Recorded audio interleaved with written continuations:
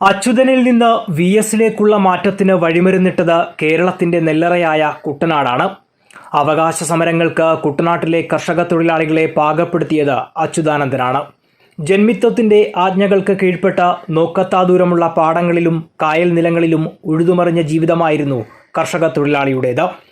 പകലന്തിയോളം ജോലി ചെയ്തിരുന്ന തൊഴിലാളികൾക്ക് കൂലിയായി ലഭിച്ചിരുന്നത് മങ്കും പതിരും നിറഞ്ഞ നെല്ല്. അടിമത്തവും നരകയാതനയും ജീവിതത്തിന്റെ ഭാഗമാണെന്ന് കരുതിയിരുന്ന തൊഴിലാളികളെ അവകാശ പോരാട്ടങ്ങൾക്ക് തയ്യാറാക്കാൻ സാക്ഷാൽ പി കൃഷ്ണപിള്ള നിയോഗിച്ചത് ഒരു 20കാരൻ പയ്യനെയായിരുന്നു.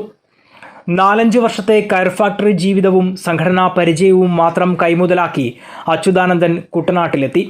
ഒരു ഷർട്ടും മുണ്ടും മാത്രം ധരിക്കാനുണ്ടായിരുന്ന അച്യുതാനന്ദന്റെ വിശപ്പടക്കിയത് ചെറുകര ക്ഷേത്രത്തിലെ നിവേദ്യമായ പടച്ചോറാണ്.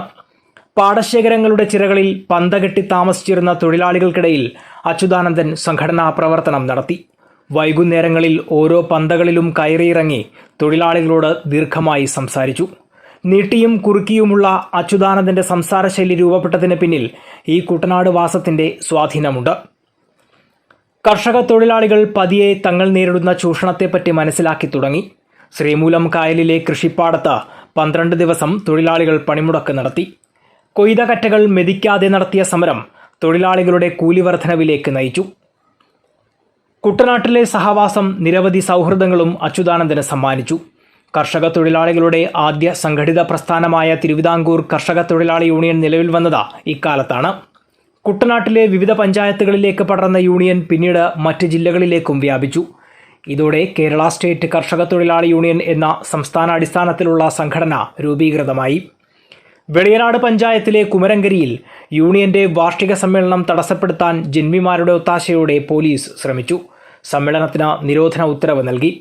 നിരോധനം ലംഘിച്ച് സമ്മേളനം നടത്താനില്ലെന്ന് അച്യുതാനന്ദൻ പരസ്യമായി പ്രഖ്യാപിച്ചെങ്കിലും അണിയറയിൽ മറ്റൊരു പദ്ധതി ഒരുക്കിവച്ചിരുന്നു. നിരോധനാജ്ഞയില്ലാത്ത കോട്ടയം ജില്ലയിലെ പ്രദേശത്തേക്ക് അച്യുതാനന്ദനും കൂട്ടരും തോട് നീന്തിക്കയറിയെത്തി സമ്മേളനം നടത്തി. വിവരമറിഞ്ഞ് നിരോധന ഉത്തരവുമായി പോലീസ് എത്തിയപ്പോഴേക്കും സമ്മേളന നടപടികൾ പൂർത്തിയാക്കിയിരുന്നു.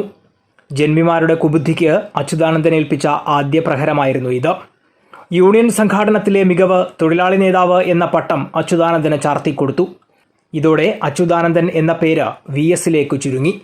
പേര് ചുരുങ്ങിയെങ്കിലും പിന്നീട് വി എസ് കേരളമാകെ പടർന്നു.